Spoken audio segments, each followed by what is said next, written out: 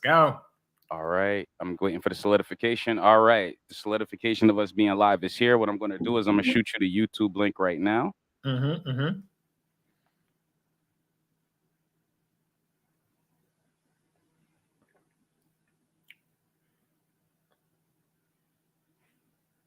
All right.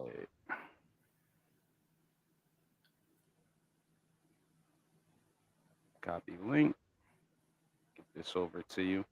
All right. Sending it to you on text right now. Boom. There you go. All right. That's the YouTube link has been sent to you via text. I'm going to get this out to a couple of my groups as well. Yep. And yeah, get this to Shaka. Send that out. Send it to Lamar. Send it to the back chat.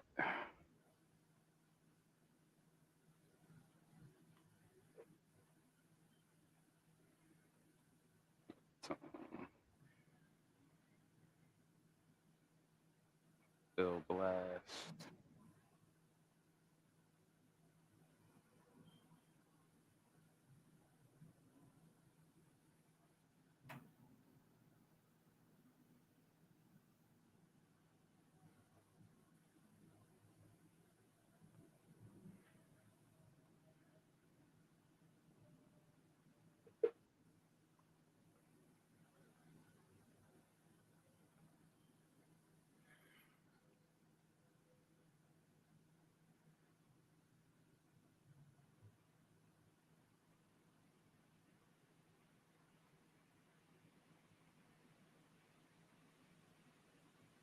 All right, I got a couple links out. Just let me know when you're ready. Good, brother. I'm gonna send a couple more out, and then I'm ready to go. Yeah, no rush. We got time. What? Hey, shout out to the viewers that's in here already. Shout out to the viewership. It ain't much, but we love y'all. Yeah. Let me see. All right. Shout out to y'all. Shout out to y'all. Nothing left to do but win. Makes an odd return, but we are back. Yes, we are back. We're back. We're back. Right. Let me turn up my monitor. Swam. All right, we got a special guest here today. My guy, my mentor, Larry McCoy. He's in the building. And I guess we're going to start off talking financials.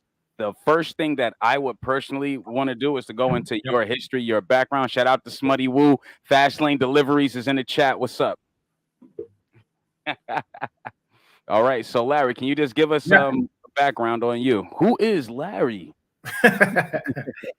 Yeah. So I am someone who during the pandemic began his own company, trading company called Eternal Money Trading, EMT. So my objective is to really like help people. So that's why I chose those acronyms.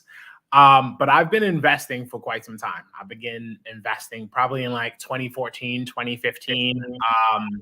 Some of the early stocks that I really went after, the simple ones, right? The Apples of the world, caught Netflix at like $80. And yeah, just been investing long game. And then during the pandemic, began transitioning over into being able to day trade. And so I was day trading constantly, kind of locked myself in a room, self-taught in a lot of ways, and just began like thriving that way and doing that. So now, if I could, when you say self-taught, are we talking YouTube?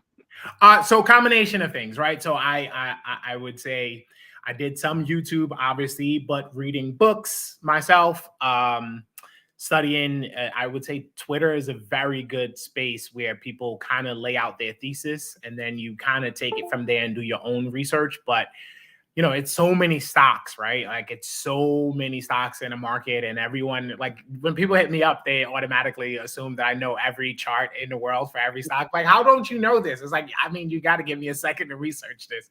But yeah, so I originally began the foundation with stocks that I had loose information about, and I use any and everything for loose information. So I am analyzing the world around me to get it right. If I'm in a train station and I'm sitting on the train, I'm looking at how many people have iPhones, and I'm kind of like taking account of that, and I'm counting 1,000, 2,000, 3,000, 4,000, and doing that math. And then, you do the same for Teslas, right? Like, think of the trajectory of how many Teslas you started seeing on the street now, and it's 50,000, 100,000, 150. Okay, just in my neighborhood, that's 5 million alone based on the Teslas that I'm seeing.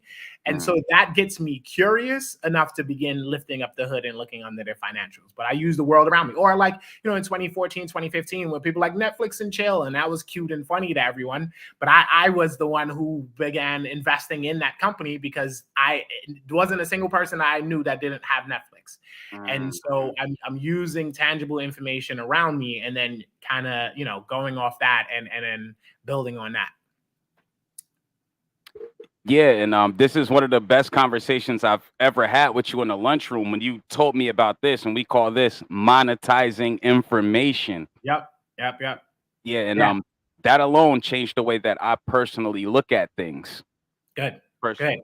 Yeah, and it really is looking at the world around you, right? And you hear about Chat GPT, and you get scared of AI and all this pump of like AI and AI is going to replace my job, but it's here and it's happening, and there's nothing you can do about it but embrace it. And so the reality is those were the easiest stocks to trade, right? Like, look at AI, look at the last 6 months on that, It's insane. Look at Nvidia over the last 6 months. It's insane. Those were like low hanging fruit. And so, and we traded those in the chat that I have. So, it's really looking at the world around you, man, and then really being curious about things, just constantly being curious and looking for more information. Where would someone that has no stock knowledge, Yep. where do they start? Yeah, I would say with investing as opposed to like trading. So it really, for me, investing first and foremost, I would say it should be with residual money, right? Like the idea, while you have debt, trying to invest, doing the math on the percentage. If you have a credit card debt that's at 24% and your interest and you're gaining, on money on your stock, on the average, even if you took the average index of 10%, you're down. Yeah, you're down. I would start by the idea of like eliminate your debt, clear the deck on that first, tackle that first. But inversely, if you have a house and your mortgage rate is 3%, don't pay that off in full. Get 20% on Apple over 5 years, right? And then let the 17% offset itself. And so, and we'll go over like my thesis on debt and all of that, because I think especially in our community, we were kind of handed this blanket statement of like debt is bad, and all debt isn't bad. And so, we'll unpack that. We'll go through that. I'm excited to go into that right now. Yeah, let's do it. Right, come on, to talk about debt. Like, give me your debt theory, your debt thesis. Bring it. I got my notebook.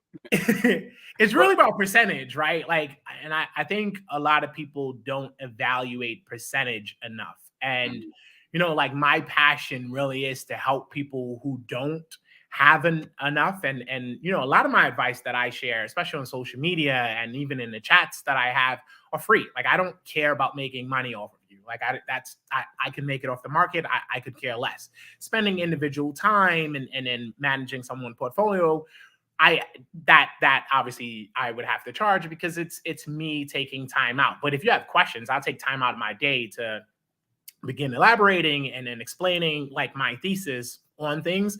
But in terms of debt, really wipe the slate clean before you begin investing, right? And focus hard on that. Like that more than anything, unless you're wealthy in America, having a great credit score is more important than cash.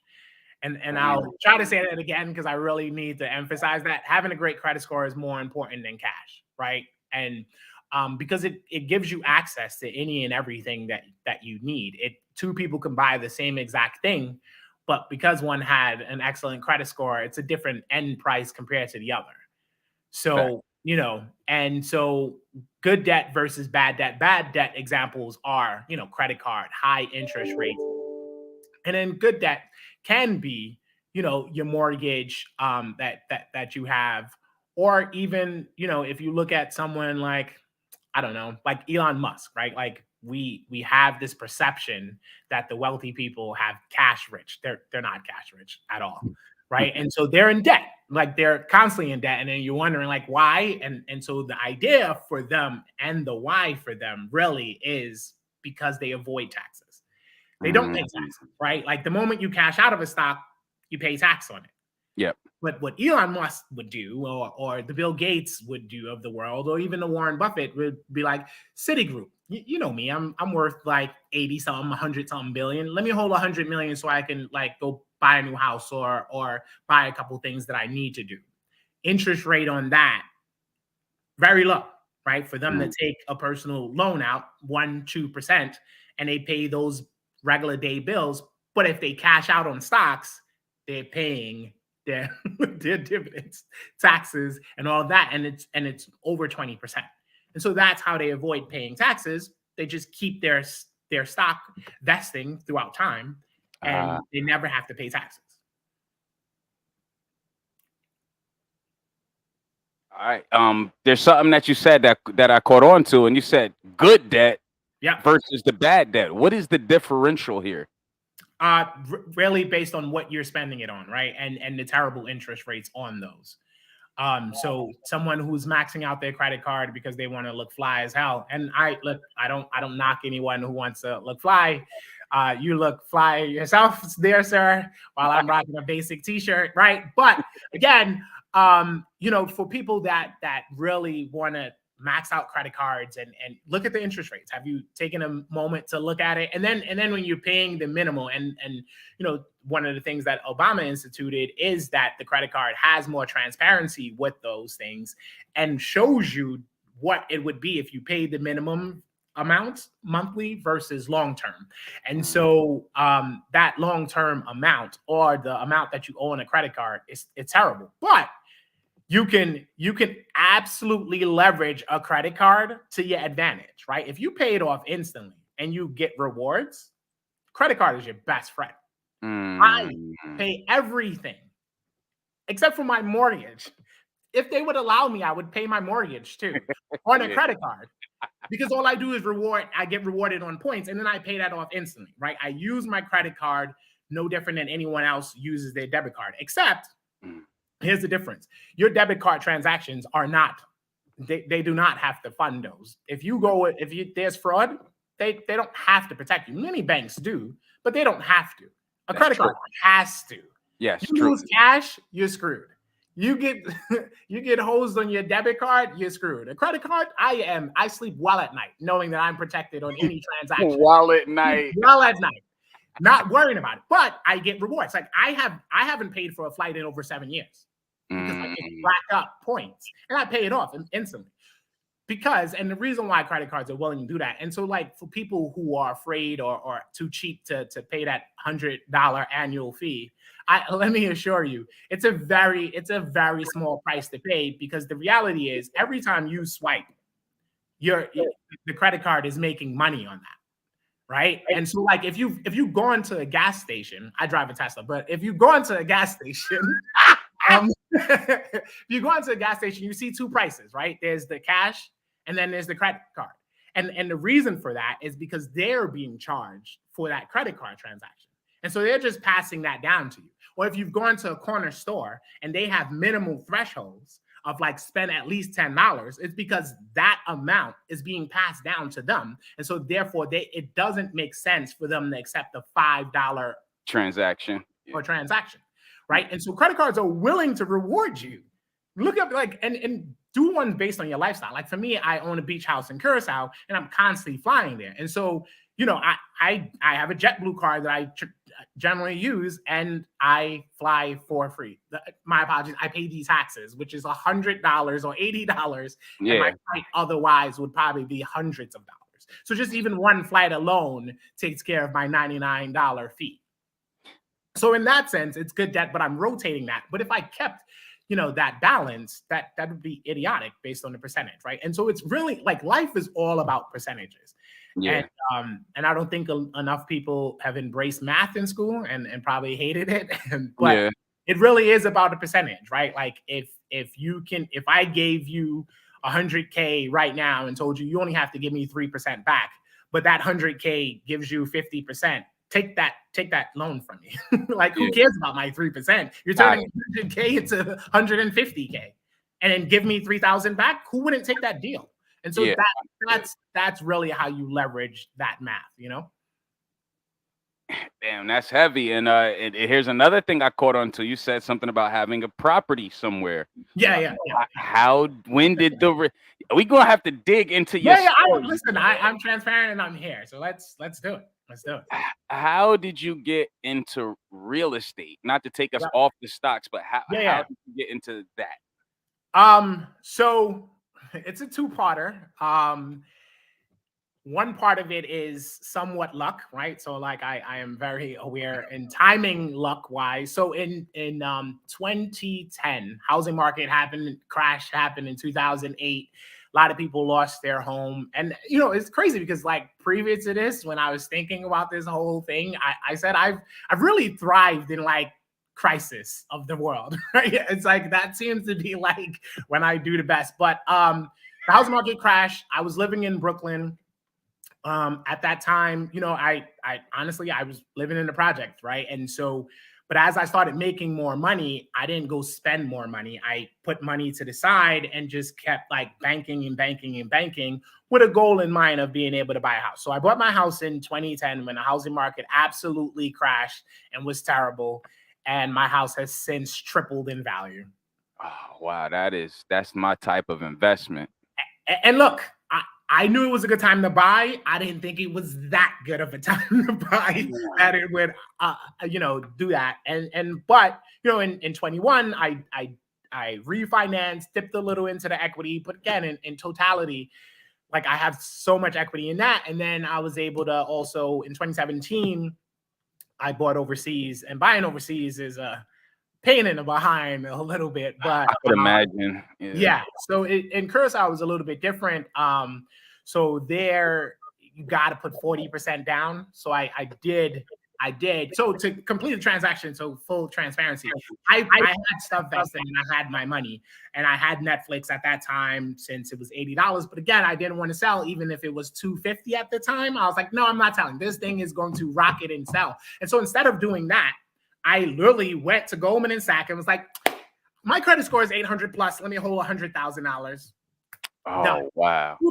2 days, had the 100K, went out, put the down payment on the house, and then made the payment. And within, I would say within like a couple months, that, you know, Netflix really soared to 400 plus. And I began taking some of that out and leveraging that. But again, keeping in mind that loan, personal unsecured, probably was at that time like near 3%.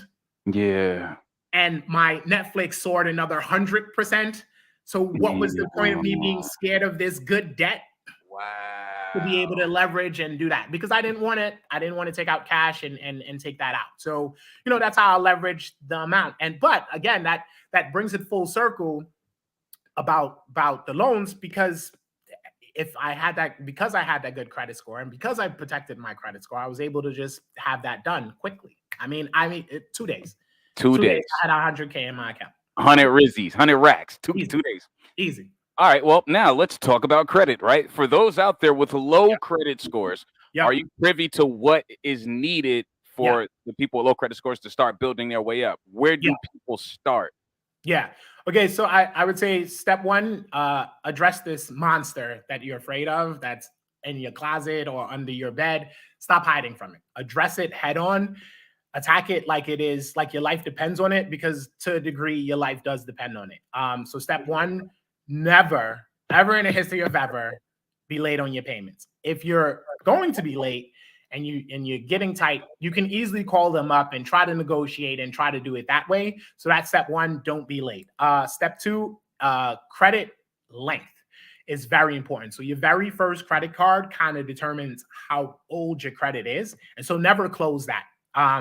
One of my first credit cards was a Macy's card because I used to work there. I still have that open, and every so often I just go buy a shirt to leverage it, and then I pay it off instantly, immediately, just to do it. But that determines length of credit. So do that. And then a life hack here, very important. If someone you know and you're cool with them and they're close to you, they can put you down as an authorized user. And what that is that you will piggyback, you'll be on their back, and you will rise up what their credit score, and your credit score will skyrocket. Yeah. I mean, I've done this for people close to me, and they have gone to 800 in less than a year from being under 700, right? But again, the key word is trust and know that they are a responsible person paying that off, right? Because that they can negatively impact you. And then two, you never have to give this person a card, like at all. Like, I have it here, I shred it. You don't have actual physical access to my card. I am just leveraging your name, and I'm helping you out, and I'm taking you to the top. And I've done that for quite some people. So for people who have a good credit score, do this. Help your kids, help your family, help the people close to you to give them a chance. Authorized user, and you can right now, and it's super simple. I mean, you just put their name down, they can send you the card, you shred that, never have them use it at all. Super quick. I mean, that is probably the quickest invigoration into your credit score, and have it rocket. Yo, that is so heavy. And for anyone in the chat who, I see a lot of people in the chat. I'm seeing a lot of flame emojis in the chat right now. I'm seeing a lot of people loving the information that you're bringing out. It's powerful. I want to let everyone in the comments know that if anyone has any questions, submit them in the chat, and I'll run them by, Larry, and we'll make something happen. Let me see. I got Lil Marty on one of mine. Look, one of my there we go. Yeah, that's what we're talking about. That's the way to do it. That's really the way to do it. And if you don't trust them to that point, or you feel like they shouldn't, like, again, shred the card. Shred the card. Got it. All right. Well, we're gonna bounce around a little bit. Current conditions in the stock market right now. You got any stocks you think? Now, this is not financial advice, people. This is financial transparency. Not financial advice. This is financial transparency. I'm right now, I'm invested in Disney just off the long-term and conversations we've had. Do you have anything that maybe looks interesting in the market right now? Yeah. So again, playing back a little bit earlier on some of my styles, which is like I really thrive in crisis. So when everyone was at home and were essentially, during the pandemic, and I know everyone went through a hard time, but when everyone was at home and no cars were on the road, oil tanked and gas tanked. But the reality is there are 250 million gas cars on the road.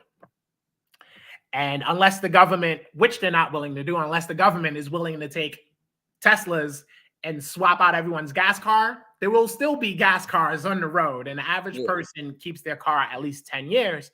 And so keeping that in mind, gas cars will phase out over time. But I ended up buying Oxy when it was like $12. And it's funny because I wrote this thesis out on Facebook, and one of my high school teachers was like, "No, be better.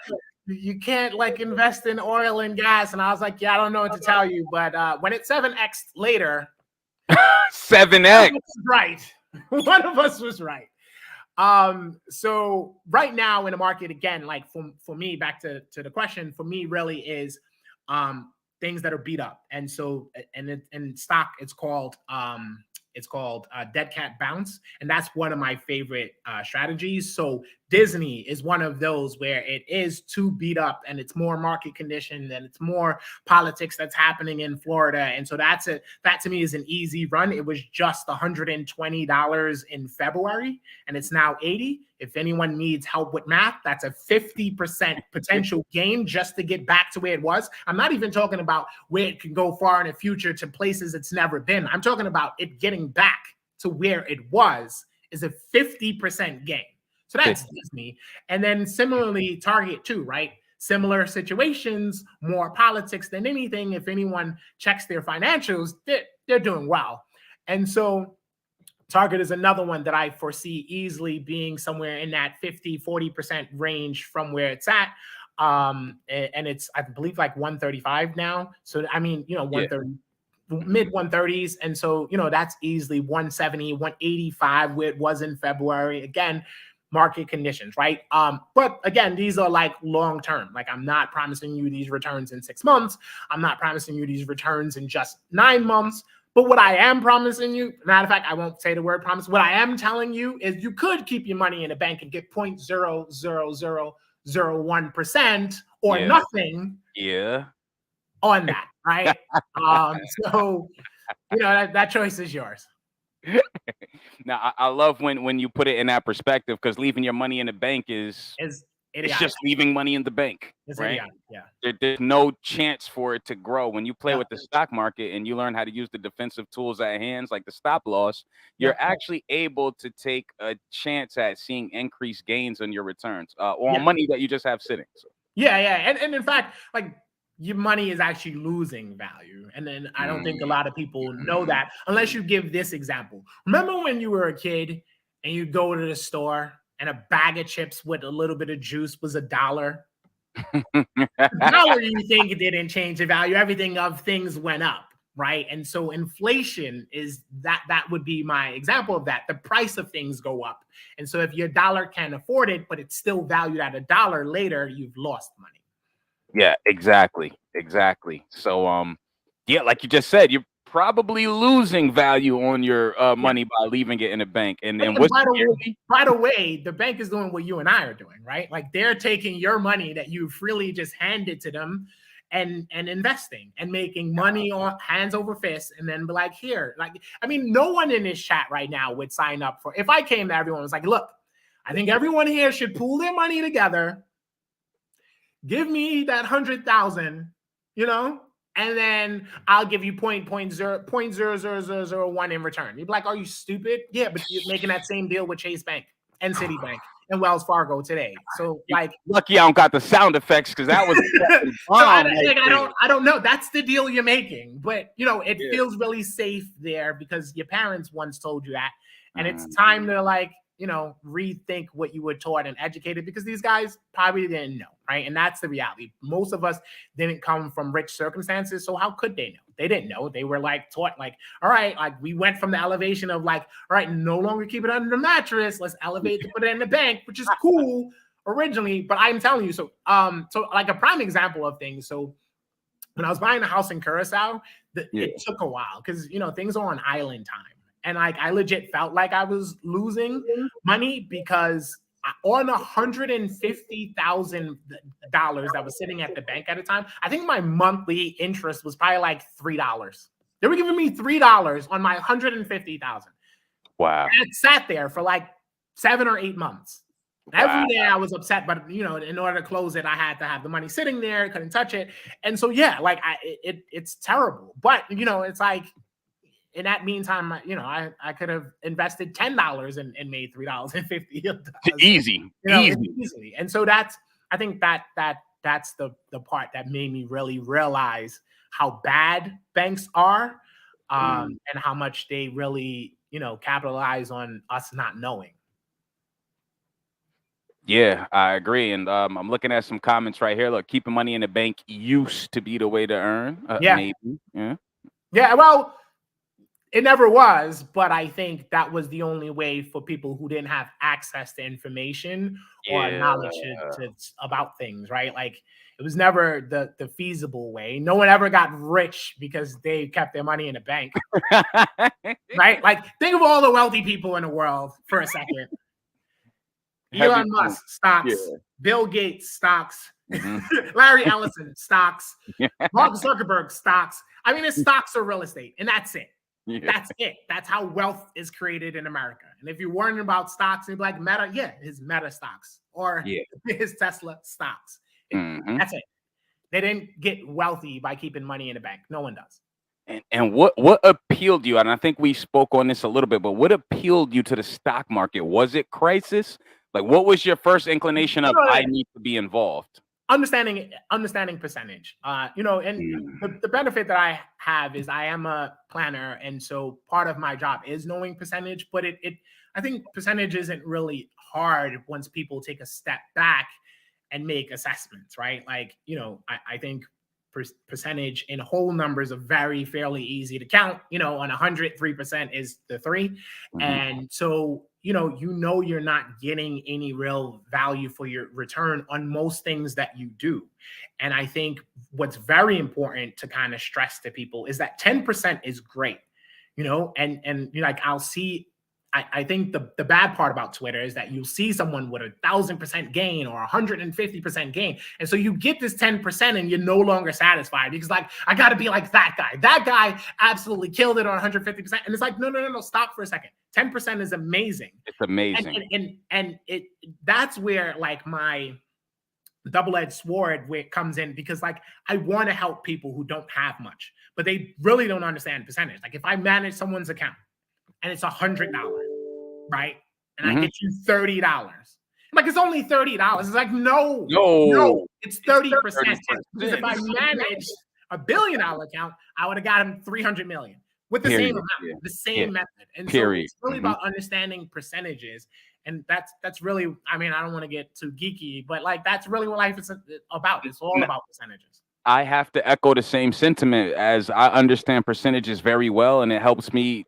Even when I get a check, I'm able to divvy it up differently. I think about money. When I receive money, I'm like, all right, 10% of this I'm putting into the Raw, 50% I'm putting into the bank. Percentages. And I hope my little cousin DJ is listening to this show, because I just lectured him on percentages last week. I really hope he sees this. Absolutely. I mean, even from a relationship standpoint, right? Like if two people together, like one person makes 100,000, the other one makes 50,000. Like, why just go with like, we'll just do half of the bill. It's like, no. If we can all win and have percent to total, right? If I give 70K, you get what I mean? The other one gives 35K. We both participate at 70% of our total income. And so, it really is about percentages. And it's really not hard to calculate percentages. Like I can hold up a calculator and show everyone how to do it real quick. Put a decimal point. That's what you do. So, if anyone needs help with percentages or any of that or any of this, like feel free to hit me up. I cannot take the time out everybody individually and map out your whole lifestyle, but what helps and what changed everything for me is really putting it on an Excel spreadsheet. Like see your bills, see your spending, because like I don't think a lot of people realize where their money goes. I really look at it on an Excel spreadsheet and I understand how much I have dedicated in total, and then I'm able to assess like, hey, what are these dumb things that I'm spending money on? Yes. And how can I begin investing some of that? Right? Like there should be a percentage off the top that you take to invest into your future self. So heavy. Top future self. So heavy. And that's the wave that I'm on as well. And I'm trying to teach a lot of my peers the same thing about just starting and being percentage based. Don't worry about the number, worry about the percentage amount. It don't matter what you make. Take 10% and take care of future you. You know what I'm saying? So I love everything you just said. I echo the same sentiments of my friends. Yeah. So what I think about future self. Yeah. So, and I try to, and you put up a post that made me put up a post, and you said something about looking at the next 5 years or something. Yeah. And having a plan, right? Like what are your plans? What are your goals? What are your objectives? And in any measure, right? Like, even at a job, like I think too many people, and you and I were talking about this, too many people are hung up on their annual review. Like whether your job gave you the 3% or 4% and you're like fighting, let me fight over this 1%. And it's like, what are the big picture goals, right? Like put your annual review to the side. Like, what are your objectives in 5 years? I know you never watch Game of Thrones, but like my favorite character is Tyrion Lannister. And like, I model a lot of like my thinking similarly. And the reason why is because I think a lot of people don't realize that like he was the one underestimated, he was doubted and was the hand to 3 different leaders, right? Like he was the right-hand man to 3 different leaders despite the circumstances. So there's a lot to learn there, but what are your 5-year plans, right? Like you come in there and you dominate. You go to your job and you're like, year 1, I'm going to learn what it is. Year 2, I'm going to begin asking these questions on how I get ahead and get specific SMART goals, like measurable, like map out what do I need to do to get to these levels. and go back and have check-ins, right? Like 6 months, go back. I feel like I've accomplished these things. Okay, what do I still need to work on? And be honest with yourself.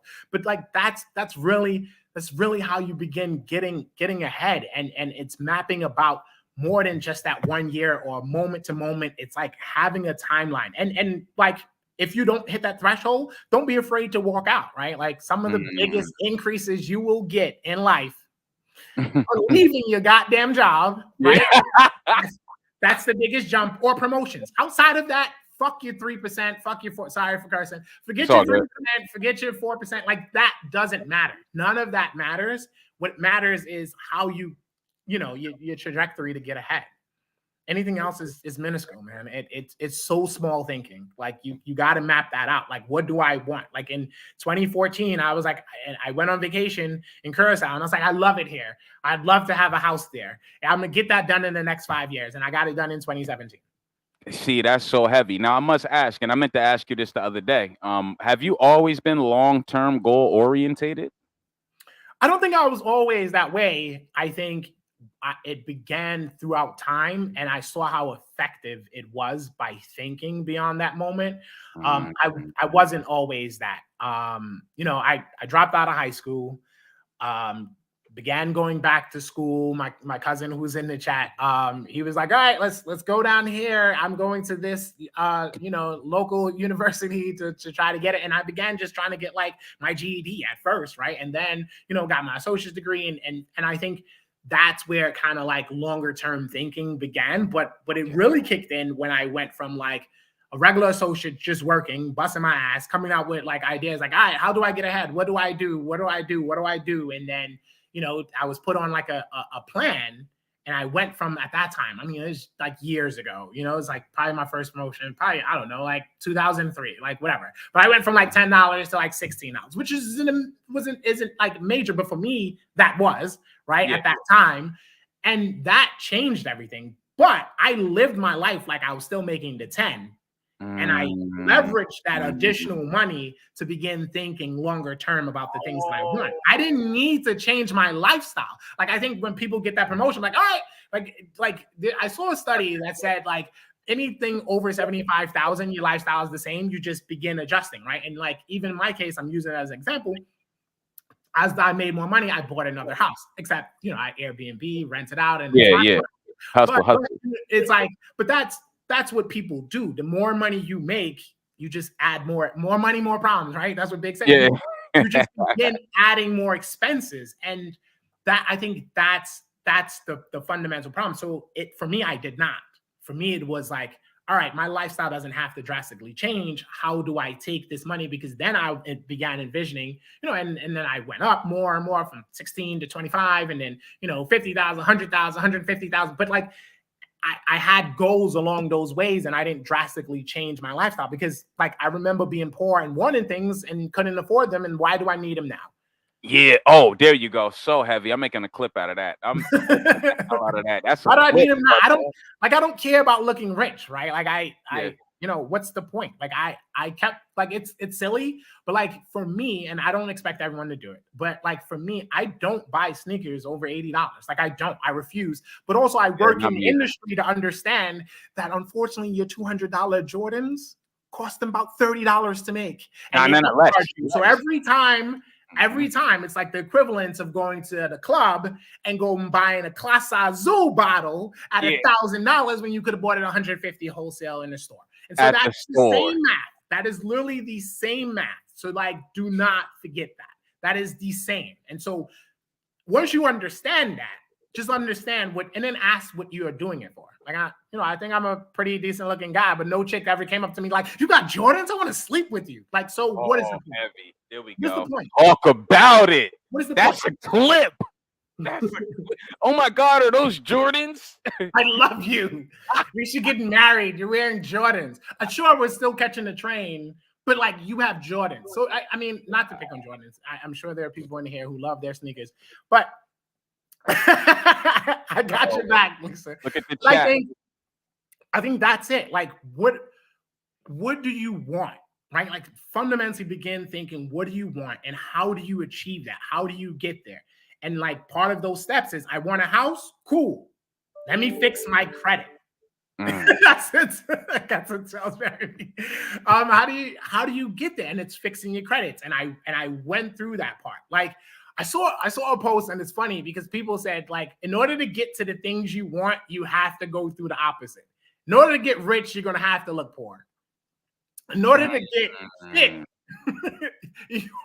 in order to get fit, like, you're gonna have to, like, go through, like, this, like, a complete diet of, like, crunching down and going through. So it's like, I feel like that's the thing. It's like, what do you want? Like, life can give you so much, and America can give you so much. Like, I think, being a person who I was born here, but my family isn't from here. They're from Aruba. And it's like, I have that immigrant mentality, man. Like, I'm coming here to, like, pimp the system, make as much money, and then I'm not going to retire here because, our retirement situation here looks terrible. Like, but, I'm here to make money. I'm here for a long time, and then I'm out. Since you mentioned retirement, what are some of the ways, like, for instance, a lot of my peers can't fathom retirement at the moment. Yeah. What's something that maybe the youth should be doing as far as taking steps towards retirement, in your opinion? I don't know. Yeah. So I think, this might sound a little controversial, and I think some job specifics help, but retirement shouldn't be an age. It should be a financial goal, right? Like, can you afford to live with having enough money or generating enough money to do it? And that can be at 25, that can be 85, and that can be 65. If you're working in a pension level job, then obviously there are some age requirements to be able to get that. But for the general people who don't, it isn't about that. Like, it isn't just like, all right, 65, then I'm gonna just hang up the curtains and, like, be out. Yeah. Like, can you sacrifice now to cut 10 years off of your retirement? Can you do that? Because that's really the difference between the two. Do you love your Jordans? Sorry to go back to Jordans that much that you're willing to work another 10 years? So how bad do you want to get to your threshold? And that money and that circumstance is different for everyone else. Everybody, yeah. Obviously, some of the moves that I made have helped me be able to get there a lot quicker, right? Like buying a house in 2010 and having that triple in value. Buying in Curacao because it's coming. I'm telling you right now, a lot of people haven't heard of it. It's twice the size of Aruba.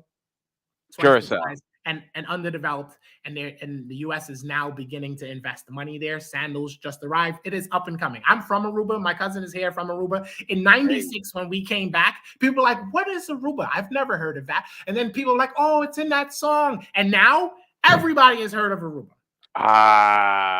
See, there you go with that. Now try to go buy a house there near the beach, where I have my house by the beach, $1 million+. So I'm early. Yeah. Heavy. My future self will thank me for that. Absolutely. And that's really it. Like, sacrificing for what you want. And everyone's goals are different. I'm not telling you what your goals should be, but it should be thought out. Like, you've got to talk to your future self.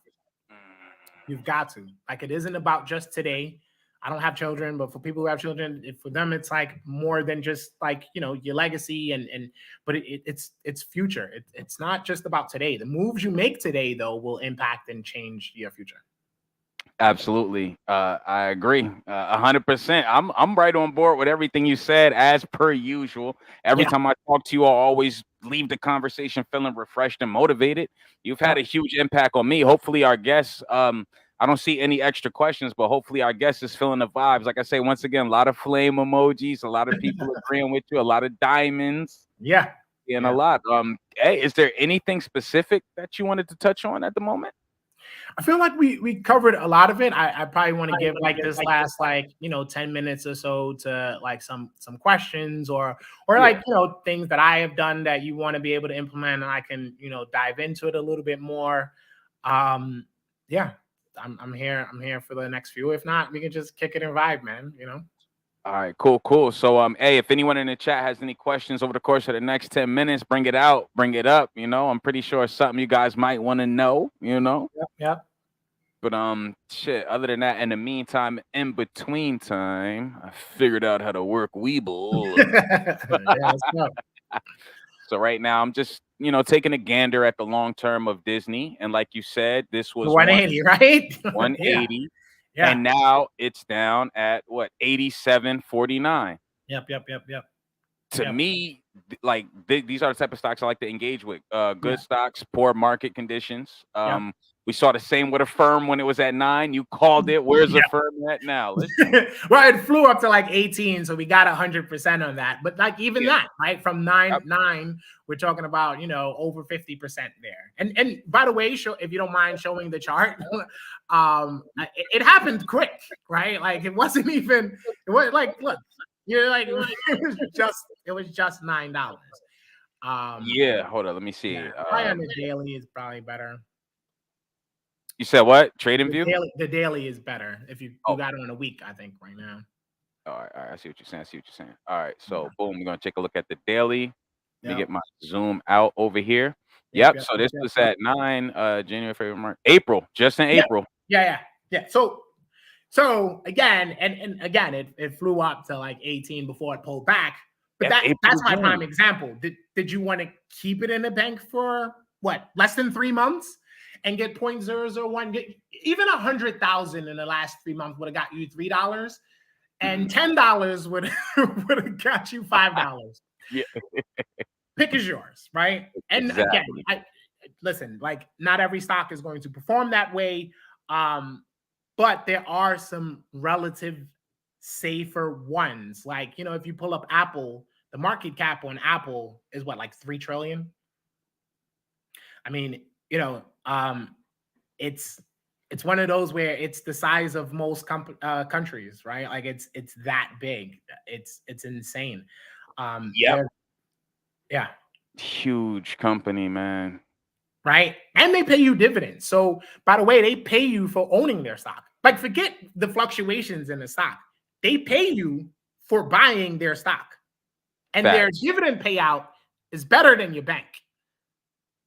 And, all I encourage you to do after this, if I can leave you with anything, is if you're in a public setting, stop for a second and analyze how many AirPods and how many people have iPhones, and think about like the loyalty. Like, try to convince someone to switch off of Apple to go to Android. They'd probably kill your mom first before they do that. And so, and that's really the situation. Yeah. So that question, so to understand it better, so there are tons of people who explain the whole thing better. But if you want to just be able to look into a company, you go to like this Webull here, and it gives you the income statements. And even if you go to Yahoo Finance, there are tons of articles about a stock and tons of companies giving real full assessments of their stock. And by the way, here's the easiest hack in life, right? Like, who do we think is one of the best investors? Probably Warren Buffett, right? Yeah. You can take notes of his homework and buy exactly what he does because that's public information. Yeah. All right. So now, all right, where would I go about finding this public information? Is that Unusual Whales? You can use Unusual Whales, who also tracks politicians, which is, I think that's a little bit more advanced. I think public information is you can check Berkshire Hathaway's holdings.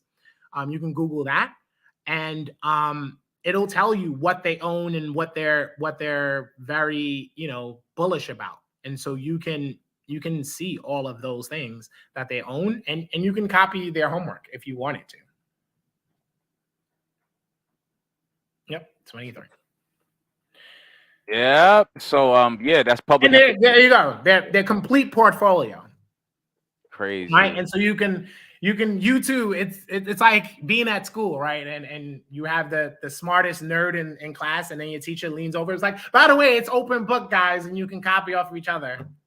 Yeah. Damn. What a metaphor, bro. What a metaphor. I'm gonna go copy his homework. So there's so many ways, Lamar. I see it, but understanding it better, as in like total information, you can find tons of YouTube video who give you overall, and then there are tons of books that you can read, and I'm gonna try to share a link. I think I have a link with all these books being free. So someone has shared that during the pandemic. I just want to make sure the link still works. All right. But what I would suggest for people here are long-term investments first Yes. before you Yes. go into like trading. Trading absolutely has like tons of volatility, and you'd That's have to pay slippery slope. attention. You have to pay attention, and part of everyone that is in a chat, that is in my chat, that understands, you got to get punched in the mouth like boxing, right? Like, unfortunately, you got it, because there are emotions involved, and you have to go through that to become a better trader. But in terms of long-term investment, I mean, you start with the biggest companies, right? So there's the Apples of the world. There you go. See, you have the investment. But look how much they own in Apple. Yep. So right now they have 157 billion. billion. So if Warren Buffett has enough wherewithal to believe in Apple enough with 157 billion, why are you afraid with your $100? It's those Jordans, man. Some new Jordans just came out. Sacrifice the next Jordans and go buy some goddamn Apple. And then go look at that 5 years later. Yeah. Also, again, you can just go to their holdings and you can see how bullish they are in things. And he's bullish in credit cards, right? And why is he bullish on credit cards? Because cash is starting to become less and less useful. And Amazon transactions aren't happening with your cash, they're happening with your credit card, right? And so, you know, that's why he's smart, and that's where he's investing. He's in Activision. You know, he's in Amazon. So you can literally just check and see what he's bullish in, and be able to replicate those. And that's just him as an example. And this is like everyone. Exactly. If I could, and this is just Warren Buffett. Now, if you are paying attention to the screen right here, I see a bunch of things that I see on the daily basis in my everyday life. Activision Blizzard, right? We got Amazon. Come on, you know your wife is ordering crazy off Amazon. You know, we're not even checking her phone to see if she cheating no more. We're checking the Amazon app. That's what we checking. You got Coca-Cola here. You got Capital One. These Citigroup, these are all things that you see on a weekly or daily basis. Hewlett Packard, Johnson & Johnson, Kroger, if you're in the South. You know what I'm saying? This is absolutely a great way. MasterCard, again, you see him going after credit cards. Yeah, $1 billion on credit, invested in credit cards. And that's just MasterCard. If you look further up, he's in tons more. And so, you know, it's the reality. Capital One, you know, and so yeah. So wow, this is just one. This is just Berkshire. Visa, right? And again, that's just using him. And no, hold on. Speaking of Nike, just want to let you know. I love Nike. If you would have bought one share of Nike for every pair of Jordans you bought, how much money would you have sitting in the bank right now? I yield. You can definitely kill it. Listen, like, you know, it's always good during crises that aren't related to the company's doings. And so an example of that is when the conservative side were really mad at Kaepernick, and they were like, we're going to burn Nike products because of all that. And the stock temporarily tanked. Oh yeah, I loaded up. Absolutely. They took it from $80 to $70 and were really proud. Can you pull up Nike real quick for me? Oh, absolutely. I'll bring it up right now, sir.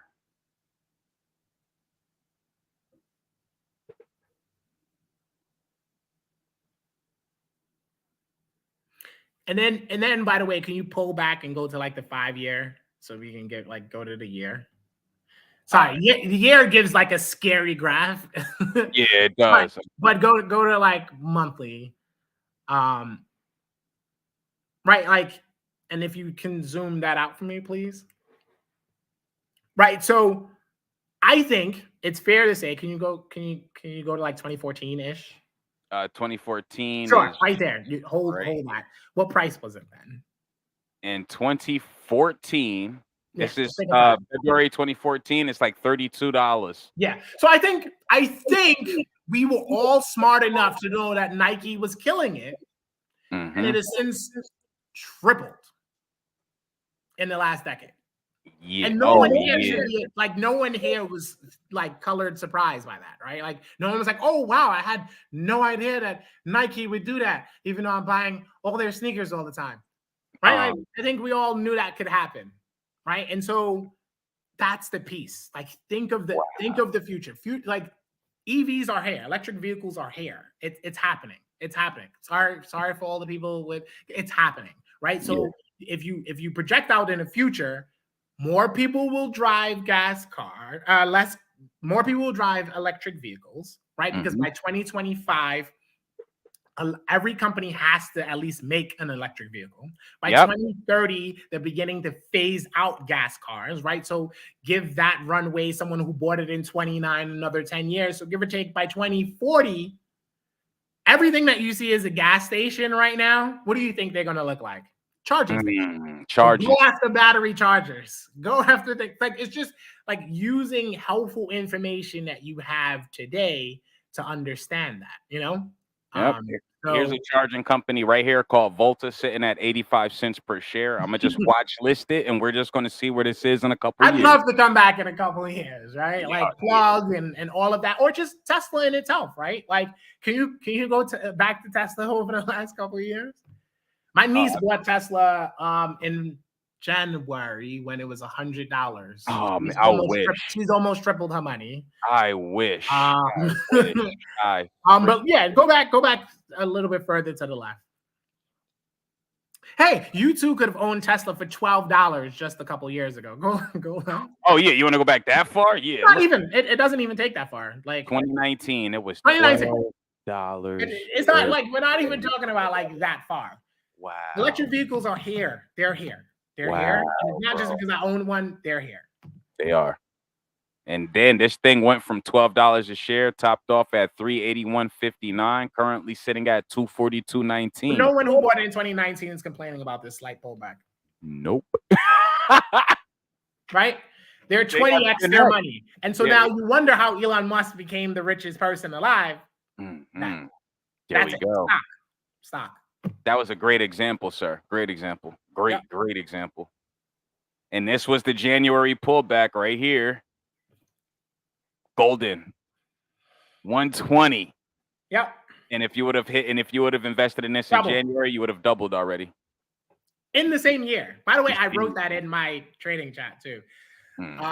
But so I do have a trading chat, one more educational. The other one I wouldn't really suggest for people because it's more advanced and we day trade and it would be a lot of noise and confusion for you. But I do have an educational one that I can add any and everyone to, where I just give like grand thesis on things. I talked about Netflix when people were like, oh, Netflix is dead. And I'm like, are you crazy? Like, you have to be crazy when it was like $170. Anyone want to pull up Netflix right now? I'm bringing that thing up right now. Yeah. So like not that long ago, it dropped down to 174. Not that long ago. And people thought it was dead, right? And it was like, oh, they're going woke. You go woke, you go broke. And I'm like, yeah, this thing called Stranger Things that everyone and their mama has seen. So they're not canceling.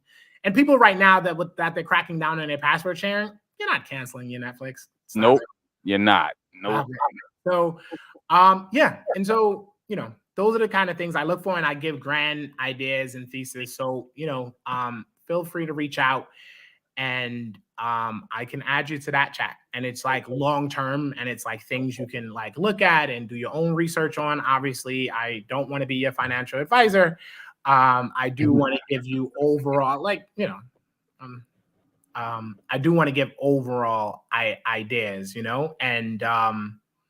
and that's really, what I like to do. I want to see us all thrive. Like, this isn't Highlander. Not only one of us can live. That's for old heads, right? Like for people born in Highlander 19s on their ID. This isn't Highlander. Like, more than one of us can thrive. And so that's why I share the information. So and we've been planning this for quite some time. I'm glad we finally got to it. This is beautiful. Yes. I love how this was received. You got a lot of love in this chat, Larry. I'm telling you, bro. Yeah, I'll be back. I'll be back for another one. We spend some time talking some more. Yeah. Do you want to drop like some place people might be able to reach you, or right now it's really not like if I was doing music or something that would make sense. For now, it really isn't. about like me trying to be a public figure in this. Like you're the first person that I'm going with and having that. Although I do want to at some point, I feel like enough people gravitate to the things that I say, and I do know that it's making an impact. But for now, very simple. Larry McCoy on Facebook. Just message me, tell me it's about the chat, and I'll add you. And yeah, I had an incident in which I made it like private for a little bit. But I will open it back up to public, and that's where I share like overall ideas, and it's like long term, so you don't have to watch it all the time. But over time, anything has gone up. Yeah. Any and everything. And I would behoove it would behoove you to like do something as simple as Zillow a house in your neighborhood and look back at, not even just for the stock, but I mean like, investing in real estate, like look back at any house, like, when you walk out of here, like just look at an address and look at the value of what it was and then the value today. Yeah. And just think of all the things in life that can really project your money that fast and that far. And so it's really real estates and stock market, because everything else is not helping your money grow that quick. Hey, that's heavy, man. Hey, I always love the conversations we have. Like I say, I walk away motivated, and you're such an inspiring person. Just monetizing the information was probably one of the biggest things for me. It's already changed my life financially, changed the way I think. Hopefully you guys had a good time with this episode. I had fun. We definitely gonna do another one. If you guys have any questions, you know where you can reach me. We got my guy Larry McCoy on Facebook. Anything else you want to say before we close this? No, that's it. Thank you for having me. I'm glad to talk about these things. I'm super passionate about it. It's really about helping everyone, but definitely people in our community. Less than 2% of Black people take part in the stock market. We own less than 2% of the entire stock. Trillions of dollars, and we represent less than 2%. And so I want to change that. And I want to dispel fear. So, yeah. Yeah, that's heavy. Well, all right, ladies and gentlemen, it's Nothing Left to Do But Win podcast, episode 31, The Financials, featuring Larry McCoy. I'm gonna close this one out. Shout out to the chat. We ain't never get this much love like this. That's financials. I love that y'all rocking with it, man. Hey, we'll see you guys on the next one. I'm going to end this broadcast now. It's nothing left to do but win, and we are.